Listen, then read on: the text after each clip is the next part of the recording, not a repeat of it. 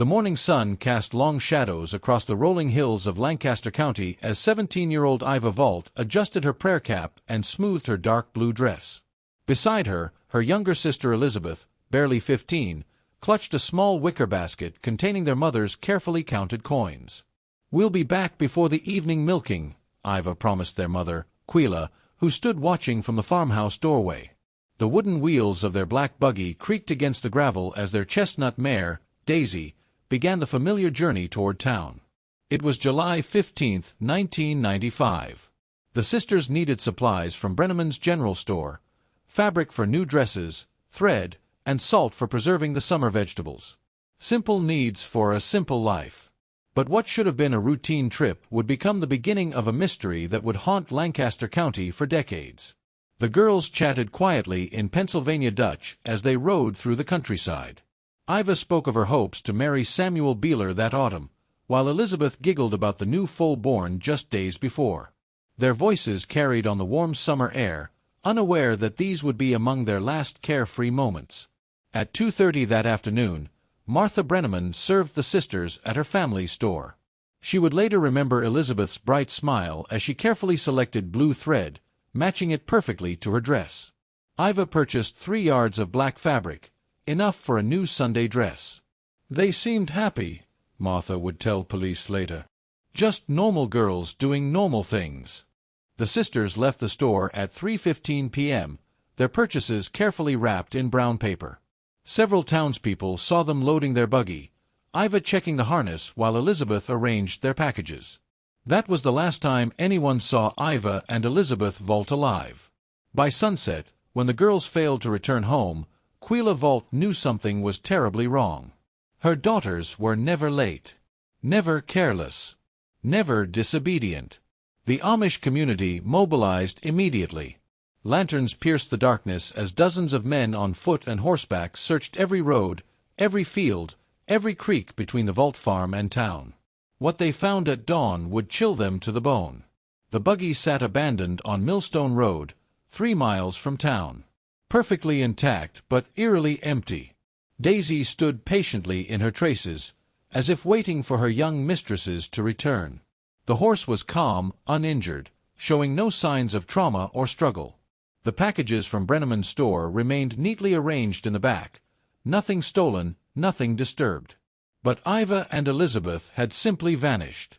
Samuel Beeler, Iva's intended, was among those who found the buggy.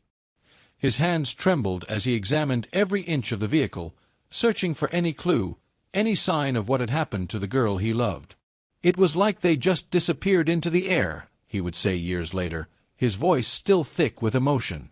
"No struggle. No sign of violence. Just gone." The Lancaster County Sheriff's Department launched an immediate investigation. Detective Ray Morrison, a 20-year veteran, had never encountered anything like it. "In my experience, when someone vanishes, there are always signs," Detective Morrison explained to the gathered Amish families. "Torn clothing, disturbed ground, frightened animals. But this is different." The community searched for 3 solid weeks.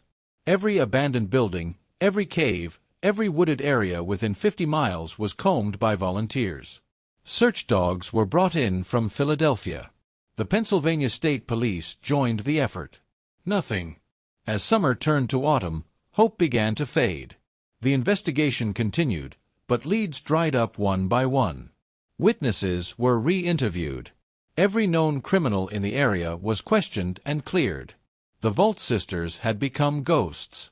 Quila Vault aged 10 years in those first few months. The vibrant woman who had raised 7 children became a shadow of herself, spending hours sitting by the kitchen window, watching the road for a buggy that would never come home. Her husband, Jonas, threw himself into farm work, but neighbors often found him standing in the barn, staring at Daisy's empty stall. He had sold the mare, couldn't bear to look at her anymore. By Christmas of 1995, the case was officially classified as a cold case. The file was stored away, and life in Lancaster County slowly, painfully, moved forward. But for Quila Vault, time had stopped on July 15, 1995. 9 years would pass before she would have reason to hope again. April 12, 2004. The phone call came at 6:17 a.m., shattering the pre-dawn quiet of the Vault farmhouse. Mrs. Vault? This is Detective Maria Russo with Lancaster County. I need to speak with you about your daughters. Quila's hand went to her throat. 9 years of silence, and now this. Another Amish woman has been attacked, Detective Russo explained when she arrived an hour later. Rebecca Stoltzfus, age 19. She was found unconscious near her overturned buggy on Route 23. She's alive, but barely. Detective Russo was 42, a transplant from Philadelphia who had joined Lancaster County specifically to work cold cases. She had studied the Vault file obsessively, convinced the case could still be solved. The attack on Rebecca shows similarities to your daughter's disappearance, Russo continued. Isolated road. Young Amish woman traveling alone. No witnesses. Quila listened in silence, her weathered hands folded tightly in her lap. 9 years of forcing herself not to hope, not to dream, not to imagine her daughters walking through that kitchen door. "What do you need from me?" she asked quietly. "I want to reopen the investigation into Iva and Elizabeth's disappearance. But I'll need your help. The Amish community trusts you in ways they'll never trust an English detective." It was true. Despite her loss, Quila had remained a pillar of her community. She had comforted other grieving mothers, helped with barn raisings, continued to live according to the Ordnung, the unwritten rules that governed Amish life. But beneath her faithful exterior, a fire had been slowly building. 9 years of unanswered prayers. 9 years of empty chairs at the dinner table. 9 years of watching other mothers hug their daughters goodbye, something she would never do again. "I've been waiting for someone to ask," Quila said simply. That afternoon, Detective Russo spread the Vault case files across the farmhouse kitchen table. Crime scene photos, witness statements, evidence reports, all the pieces of a puzzle that had never been solved. "I think your daughters were taken by someone who knew their routine," Russo explained. "Someone who understood Amish customs well enough to know when and where they'd be vulnerable." Quila studied a photograph of the abandoned buggy. Even after 9 years, the image made her stomach clench. "There's something else," Russo said carefully. Rebecca Stoltzfus remembered something before she lost consciousness. Her attacker smelled strongly of yeast. Like bread baking, but wrong somehow. Quila's head snapped up. "Yeast. Does that mean something to you?" Quila was quiet for a long moment, her mind racing back through the years. "Maybe," she said finally. "But if I'm going to help you find whoever did this to my daughters, I need to walk their path one more time." Detective Russo nodded. "Where do we start?" Brenneman's store. Where they were last seen alive. Brenneman's general store looked exactly as it had 9 years earlier. The same wooden floors, the same glass jars filled with penny candy, the same bell that chimed when customers entered. Martha Brenneman, now grayer but still sharp-eyed, remembered Quila's daughters as clearly as if they had visited yesterday. "Sweet girls," she said, wiping down the counter with a faded cloth. Elizabeth was so careful with her money, counting it twice before making each purchase. And Iva, she was practically glowing, talking about her wedding plans. Quila walked through the store slowly, trying to see it through her daughter's eyes. What had they noticed? Who had they spoken to? Who might have been watching them? Was anyone else here that day? Detective Russo asked. Any other customers who might have seen the girls? Martha thought for a moment. Old Pete Zimmerman was here, buying tobacco. And there was that English fellow, the one who always complained about Amish buggies slowing down traffic. English fellow. Never knew his name. Came in maybe once a month, usually drunk or close to it. Always had something nasty to say about the Amish. Called them backward, said they were taking over the county. This was new information, something that hadn't been in the original case files. Can you describe him? Russo pressed. Tall, maybe 6'2". Dark hair, always needed a shave. And he smelled. Martha paused, her face scrunching up. Smelled like beer and something else. Something yeasty. Quila and Detective Russo exchanged glances. Did you see him the day the Vault girls disappeared? I'm not sure. It was so long ago. But thinking about it now. Martha's voice trailed off. He might have been here. Or maybe in the parking lot. There was someone out there when the girls were loading their buggy. After leaving the store, Quila insisted on retracing the exact route her daughters had taken. They drove slowly along the back roads, Quila pointing out landmarks she knew Iva and Elizabeth would have noticed. They would have stopped here, she said as they approached a small creek. Elizabeth always wanted to let Daisy drink. They parked and walked to the water's edge. The creek bubbled peacefully, just as it had 9 years ago. If someone was following them, Detective Russo mused, this would be an ideal place to make a move.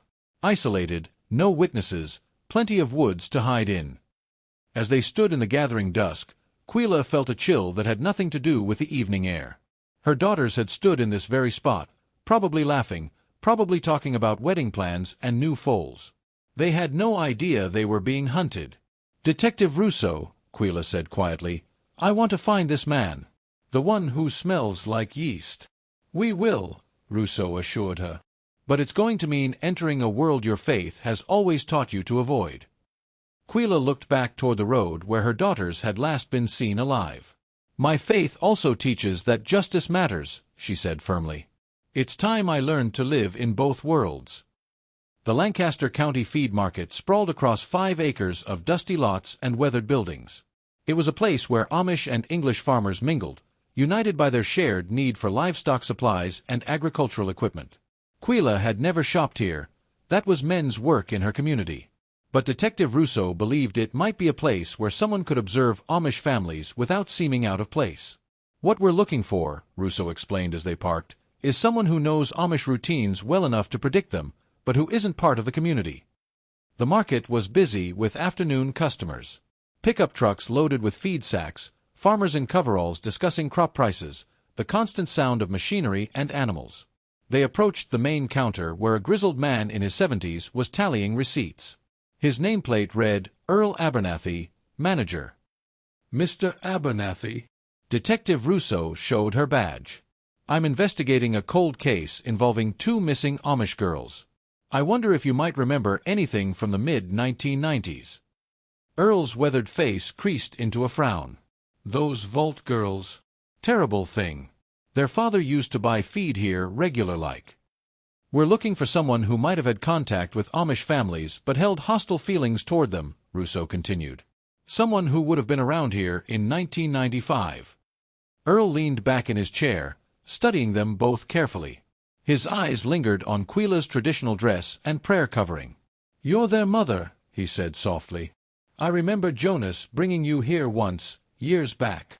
Quila nodded, unable to speak. "There was a fella," Earl continued slowly. "Had a real chip on his shoulder about the Amish.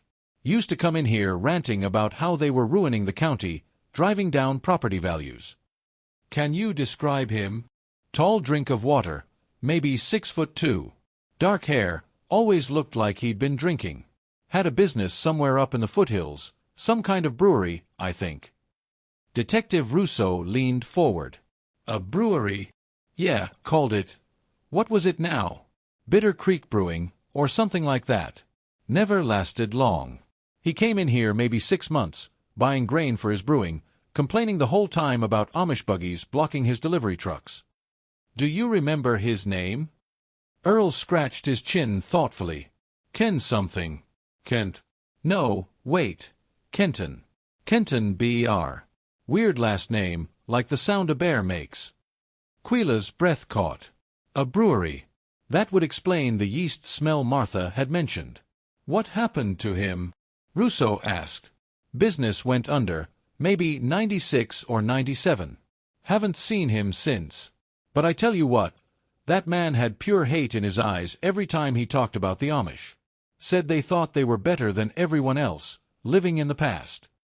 After leaving the feed market, Detective Russo immediately ran Kenton B.R.'s name through police databases. What she found sent chills down her spine. "He's got a record," she told Quila as they sat in her patrol car. "Assault, disturbing the peace, public intoxication. And here's the scary part. He moved to Pennsylvania in 1993 after being questioned in connection with the disappearance of an Amish girl in Ohio. Questioned but not charged. Insufficient evidence." The girl was never found. Quila stared out the window at the peaceful Lancaster County landscape, the same landscape where her daughters had vanished without a trace. "Where is he now?" she asked quietly. "Last known address is Northern California. Place called Bitter Creek, probably where he got the name for his brewery. We need to find him." Detective Russo nodded grimly. "But first, we need to learn everything we can about Kenton Ber. If he took your daughters, Quila, we're going to bring him to justice." For the first time in 9 years, Quila allowed herself to feel something she'd thought was dead forever: hope. The Lancaster County Courthouse was a maze of offices, filing cabinets, and bureaucratic procedures that might as well have been a foreign country to someone raised Amish. Quila had never registered to vote, never dealt with government paperwork, never navigated the complex world of official records. But if finding Kenton Ber meant conquering this intimidating system, she would do it. "Business licenses are in the basement," the clerk explained, barely looking up from her computer. "Property records are on the 3rd floor. Court records are in Building B, across the street." Detective Russo had other cases demanding her attention, so Quila faced this challenge alone. She spent the first hour simply getting lost, wandering hallways that all looked identical, asking directions from busy clerks who spoke in acronyms and code numbers. Finally, in a dusty basement office, she found what she was looking for. "Bitter Creek Brewing, LLC," she read from a faded file folder. "Licensed to Kenton William Ber, October 1993. Business address, 2247 Hollow Road, Lancaster County." The property records revealed more details. Ber had purchased 12 acres in the foothills, including an old grain warehouse that he converted into his brewing operation. The business license was revoked for non-payment of taxes in March 1997. But it was the court records that painted the darkest picture. Kenton Ber had been arrested 4 times between 1994 and 1996. Public intoxication, disorderly conduct, harassment. Each time, witnesses reported him making violent threats against those religious freaks and backward Amish parasites. One police report made Quila's blood run cold. Subject was found intoxicated outside Brenneman's General Store, shouting obscenities about Amish customers. When approached by officers, subject stated, "Someone should teach those people what the real world is like. Someone should show them what happens when you live without protection." The date of that arrest, June 20, 1995. Less than a month before Iva and Elizabeth disappeared. Quila sat in the courthouse cafeteria, surrounded by the alien sounds of English conversation and vending machines, studying the documents she had fought all day to obtain. Each page revealed more evidence that Kenton Ber had been watching, planning, waiting for the right opportunity. Her cell phone, a concession to the modern world that Detective Russo had insisted upon, rang with an unfamiliar number. "Mrs. Vault? This is Detective Russo. I have news about Kenton Ber. What did you find?" "He's alive, living in Northern California under his full name. No attempts to hide his identity. And Quila, he's been arrested twice more since leaving Pennsylvania. Both times for stalking young women." Quila closed her eyes, feeling the weight of 9 years of wondering, 9 years of not knowing, 9 years of hoping her daughters might still be alive somewhere. "Is there more?" "I contacted the Humboldt County Sheriff's Department. They've been watching Ber for months.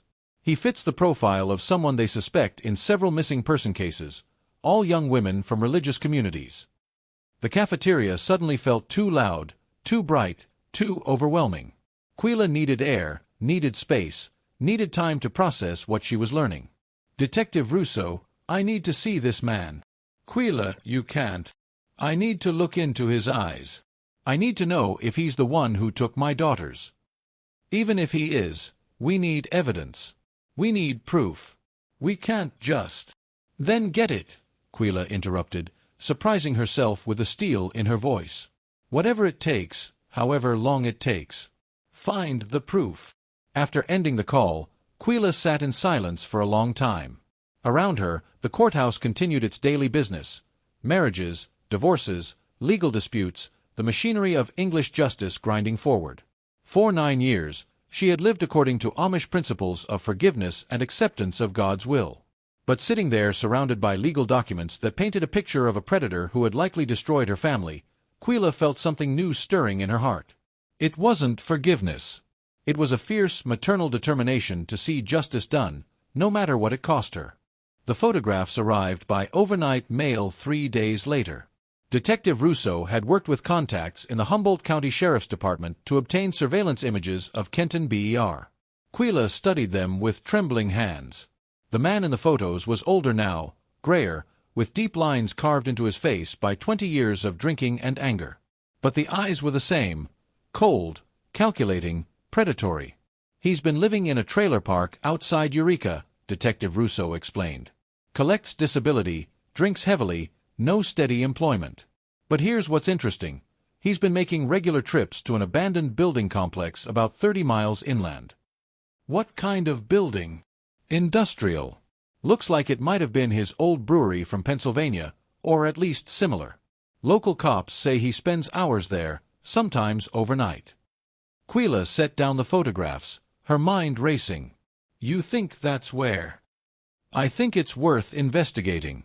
But we need probable cause for a search warrant, and right now, all we have are suspicions and circumstantial evidence.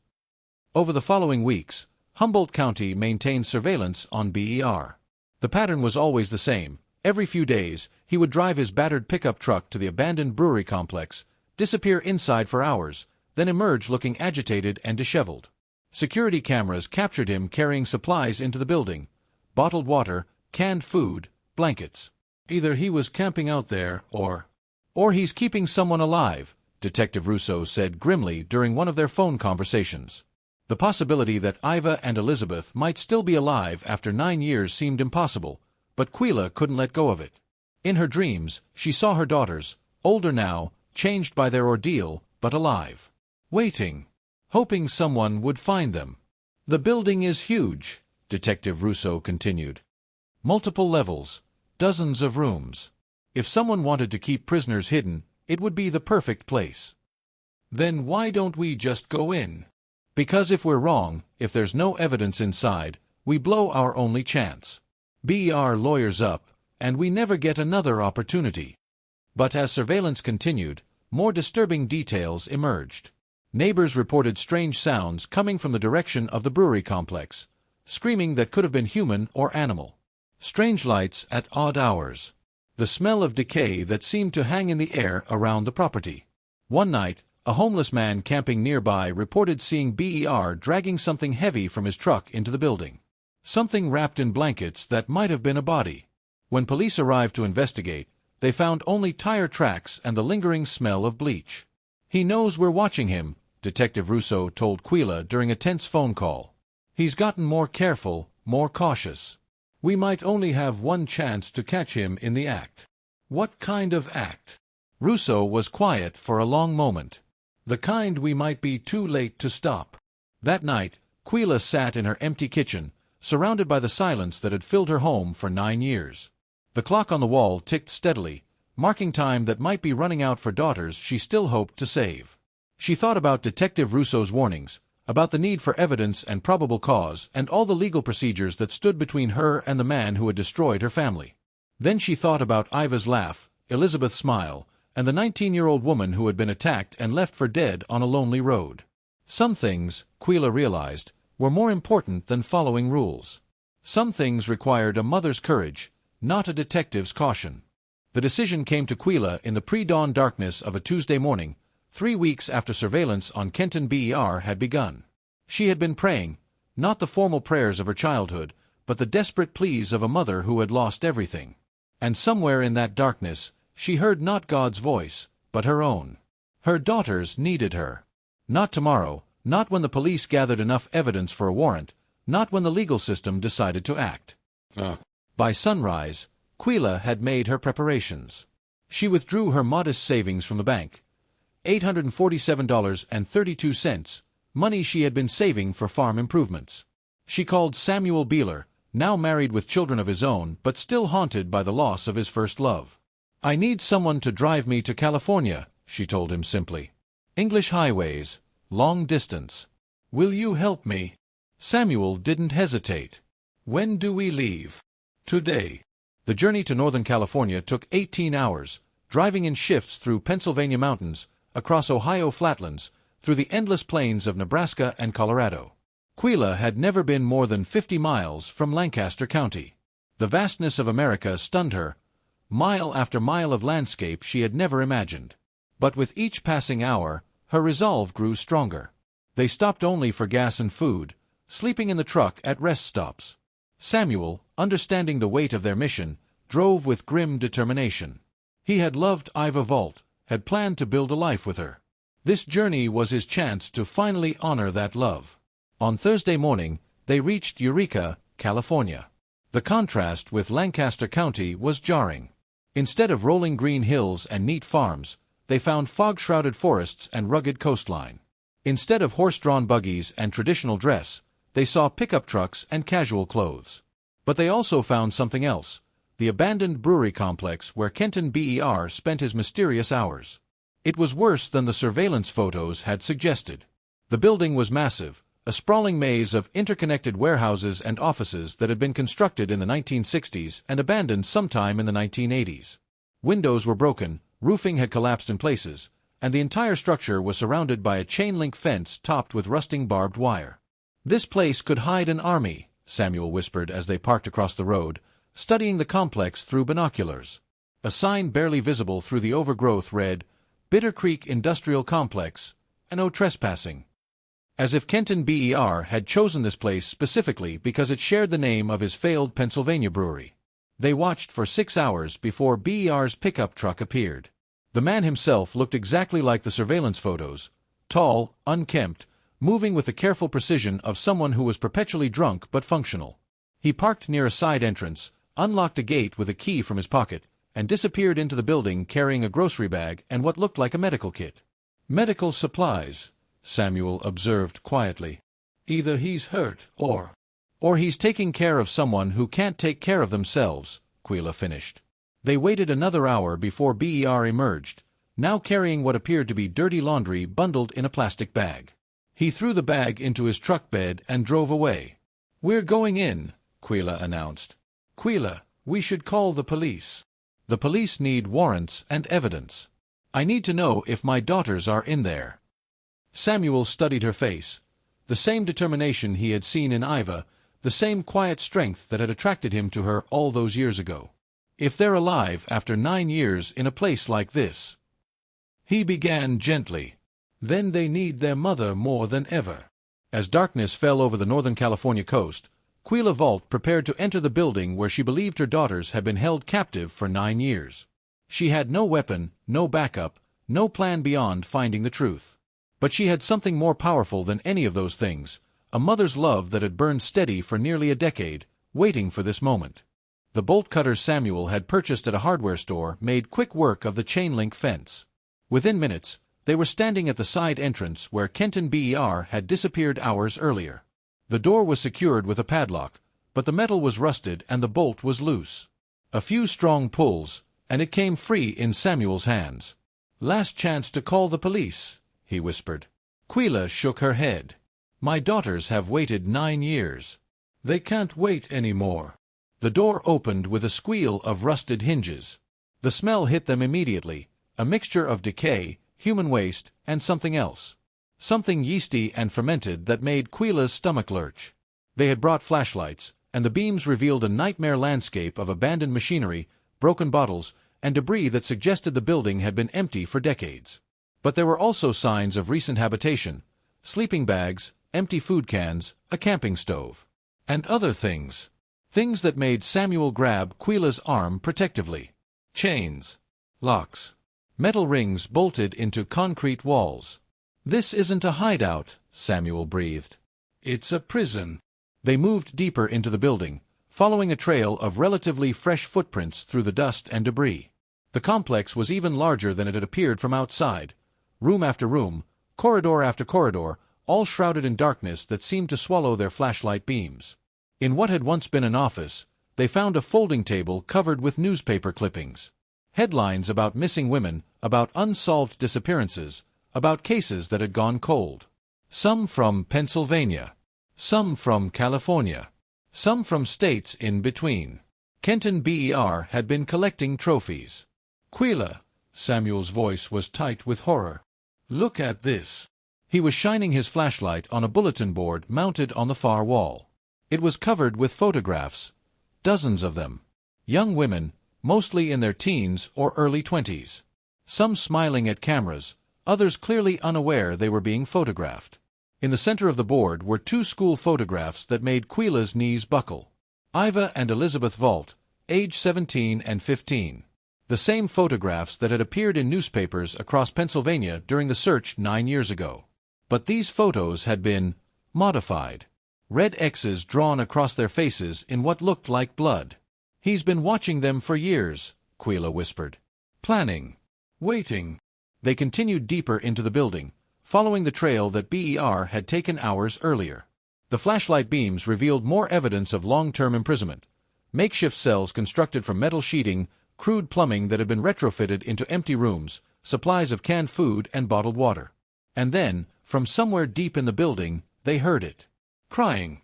Soft, hopeless, barely human crying that echoed through the abandoned corridors like the sound of a broken soul.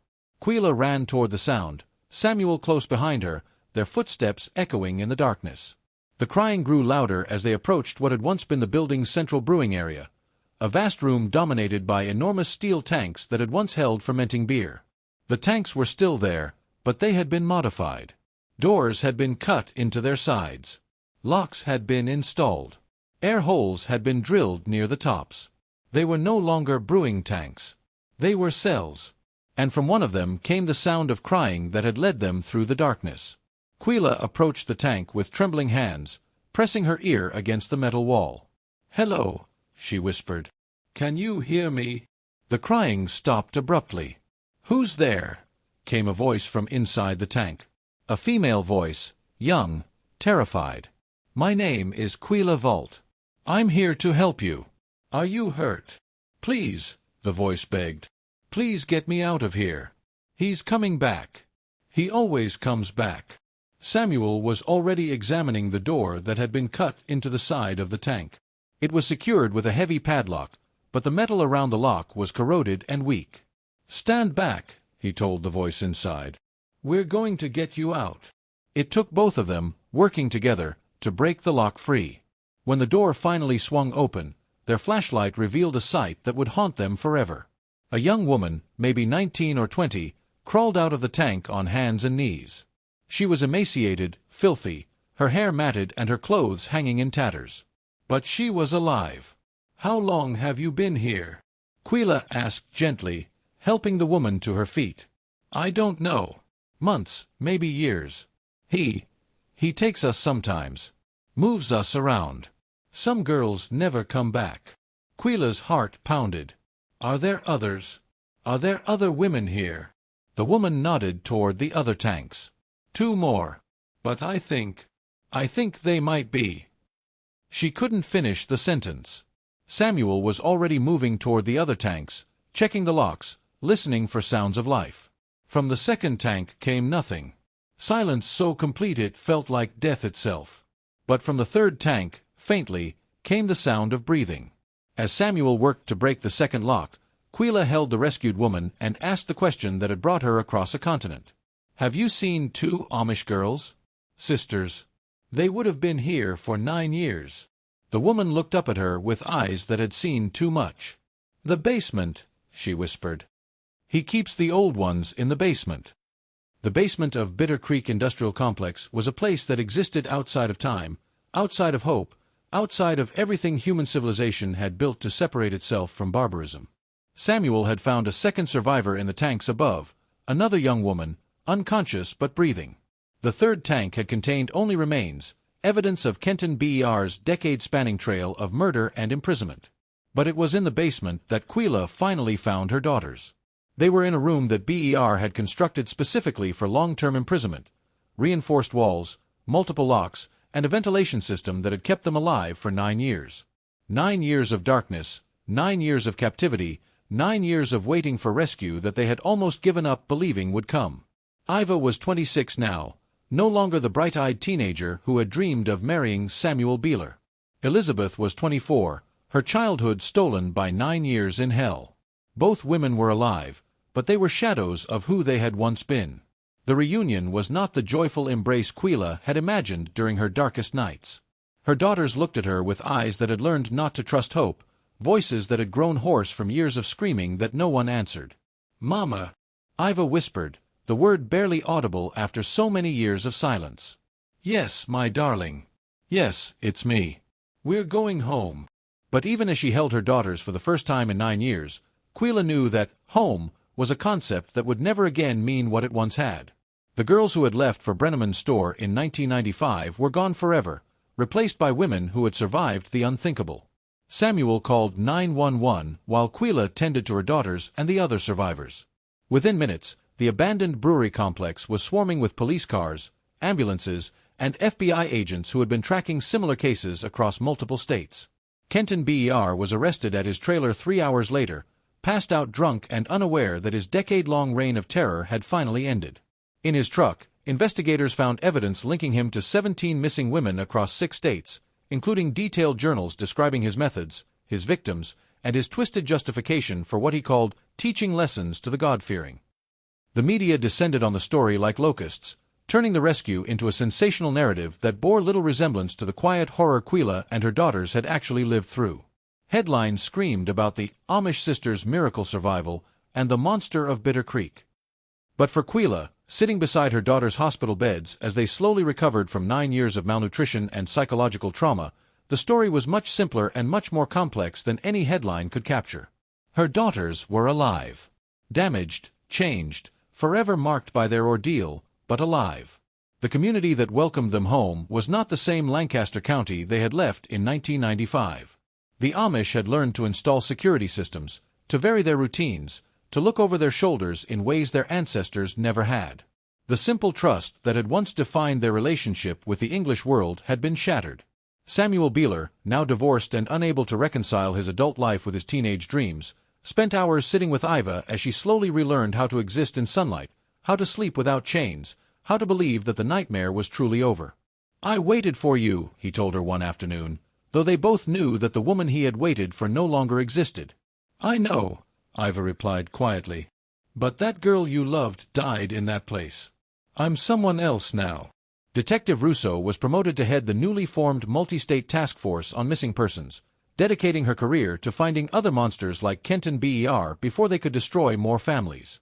And Quila Vault, the Amish mother who had crossed a continent to find her daughters, became something she had never expected to be, a symbol of the fierce power of maternal love, and a reminder that sometimes justice requires ordinary people to do extraordinary things.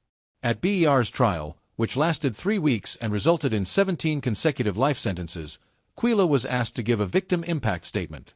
She stood before the packed courtroom in her simple dress and prayer covering, looking directly at the man who had stolen 9 years from her family. "You took my daughters when they were children," she said quietly, her voice carrying clearly through the silent courtroom. "You kept them in darkness for 9 years, thinking that would break their spirits and mine. But what you never understood is that love is stronger than darkness, hope is more powerful than fear, and a mother's determination can move mountains." She paused, studying Ber's face, now bloated with prison weight, his eyes empty of everything except the hollow rage that had driven him to destroy so many lives. "I forgive you," she continued, and gasps rippled through the courtroom. "Not because you deserve forgiveness, but because carrying hatred would only give you power over us for the rest of our lives. My daughters are free now. And so am I." Kenton Ber showed no emotion as he was led away in shackles, but several of the other victims' families later told reporters that Quila's words had helped them begin their own healing process. Today, 5 years after the rescue at Bitter Creek, Iva and Elizabeth Vault live quiet lives on a small farm outside Lancaster County. They will never fully recover from their ordeal, but they have found ways to build new identities around the women they became rather than mourning the girls they had been. Iva works with a support group for survivors of long-term captivity. Elizabeth tends a garden that she describes as her way of making beautiful things grow in places where only darkness existed before. Neither sister has married, though both have found peace in ways that would have been unimaginable to their teenage selves. And Quila Vault, now 68 years old, splits her time between caring for her daughters and working with Detective Russo's task force, helping to identify other cases where predators might be targeting isolated religious communities. She has never regretted her decision to break from Amish tradition and enter the English world to find her daughters. Some things, she learned, are more important than following rules. Some things require a mother's courage. The abandoned brewery complex at Bitter Creek has been demolished, the ground consecrated and turned into a memorial garden for the victims who didn't survive. But the real memorial lives in the women who did survive, in the families who never stopped believing, and in the reminder that even in humanity's darkest moments, love finds a way to endure. As Quila often tells the support groups she now addresses, evil wants us to believe that darkness is stronger than light, that hatred is more powerful than love. But my daughters are alive today because I chose to believe differently. And that choice, that simple choice to never stop loving, never stop hoping, never stop fighting, is available to every parent, every family, every person who refuses to let evil have the final word. The story of the vanished sisters became the story of the found daughters. And in the end, love won.